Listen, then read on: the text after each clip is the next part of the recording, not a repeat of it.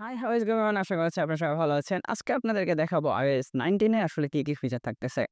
এই যে ভিডিওটা রয়েছে সেটা হচ্ছে বিভিন্ন রকম রুমর এবং যে লিকস গুলো রয়েছে সেগুলোর উপরে এই সম্পূর্ণ ভিডিওটা করা এবং কোথা থেকে এই সোর্স গুলো আমি কালেক্ট করেছি তো সেগুলোর হচ্ছে লিঙ্ক আমার যে ভিডিওটা রয়েছে তো সেটা ডেসক্রিপশন বক্সে দিয়ে দিব।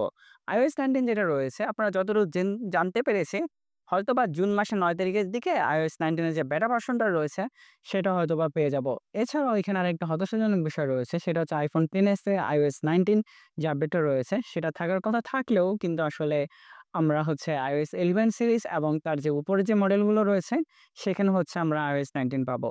তো সর্বপ্রথম এখানে যে বিষয়টা রয়েছে, এখানকার Apple তাদের নতুন যে প্ল্যানটা রয়েছে, সেটা হচ্ছে তাদের macOS, iOS, watchOS এবং iPadOS যেগুলো রয়েছে আরকি এবং যে visionOS রয়েছে, সেগুলোর সাথে নামের মধ্যেই দেখা যাচ্ছে যে অনেক বড়সড় একটা গ্যাপ থাকে। যেমন ধরুন macOS এ কিন্তু এখন macOS 15 চলতেছে, iOS এ 18 চলতেছে কিংবা আপনার যে visionOS দেখেন, সেখানে কিন্তু visionOS 1 চলতেছে।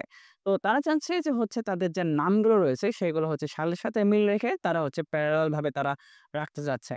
যদিও আমরা জুন মাসের দিকে হচ্ছে iOS 19 এর যে বেটা আপডেটটা রয়েছে সেটি হয়তোবা পেয়ে যাব। কিন্তু অন্যান্য যে আপডেটগুলো রয়েছে সেগুলো কিন্তু অক্টোবর, নভেম্বরের দিকেও আসলে মানে যে এটা যে স্টেবল যে আপডেটটা রয়েছে তো সেটা কিন্তু আসলে অলমোস্ট ২০২৫ সালের শেষের দিকেই কিন্তু আমরা সেই আপডেটগুলো পাবো।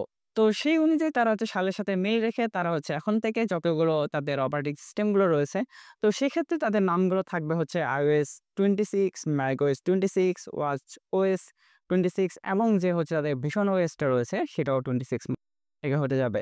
তো আজকে আপনাদেরকে শুধু দেখাবো iOS 26 এর যে নতুন কি ফিচার থাকতেছে এবং কি এখানে পরিবর্তন থাকতেছে।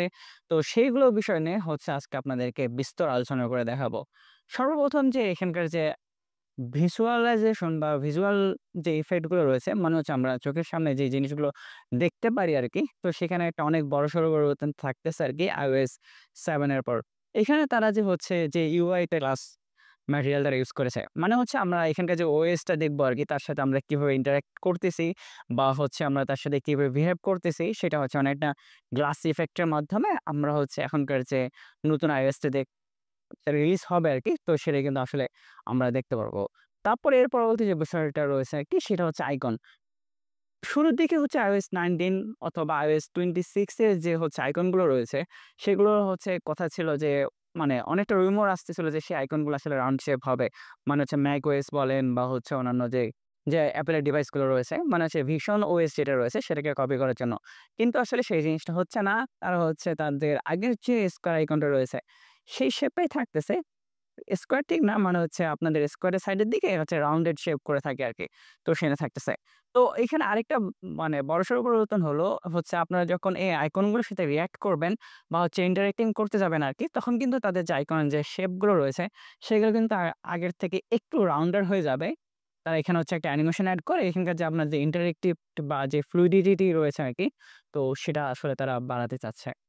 এর পরবর্তীতে আমরা যে ক্যামেরা অ্যাপটার দিকে খেয়াল করি, এই যে ক্যামেরা অ্যাপটা রয়েছে আরকি সেটা হচ্ছে অনেকটাই হচ্ছে ভীষণ যে ওএস টা রয়েছে সেখান থেকে অনেকটা ইন্সপায়ার্ড তো শুরুর দিকে হয়তোবা এই জিনিসটা একটু কন্ট্রোভার্সিয়াল হতে পারে। যখন হচ্ছে একটা আপডেট তাদের আগের থেকে একটা বড়সড় চেঞ্জ আনে আরকি, তখন কিন্তু আসলে অনেক ক্ষেত্রে দেখা যায় যে তাদের যে কন্ট্রোল করার যে বিষয়টা থাকে, তো সেটাও কিন্তু আসলে অনেক বেশি টাফার হয়ে যায়।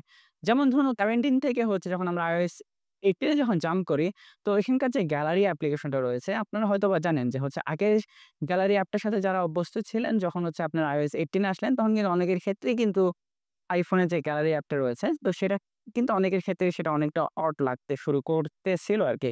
তবে আস্তে আপনারা যখন used to হয়ে যাবেন আরকি, তখন আসলে এখানে কিন্তু ইউজ করার সাথে যে familiarity বা অন্যান্য যে বিষয়গুলো রয়েছে, সেগুলোর সাথে কিন্তু আপনারা পুরোপুরি ওকে হয়ে যাবেন।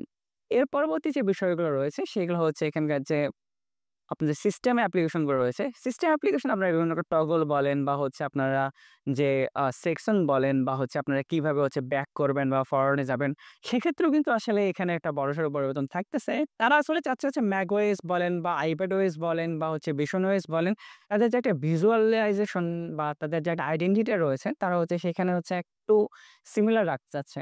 আজ এ পর্যন্তই। আশা করা যাচ্ছে ভিডিও ভালো লেগেছে। যদি ভিডিও ভালো লাগে ভিডিওটি লাইক আর যারা এখন পর্যন্ত আমার চ্যানেলটা সাবস্ক্রাইব করেননি, আশা করা যাচ্ছে আপনারা আমার চ্যানেলটা সাবস্ক্রাইব করে ফেলবেন। এতক্ষণ ধরে আমি আপনাদের সাথে ছিলাম অর্ক। আর সবাই অনেক ভালো থাকবেন।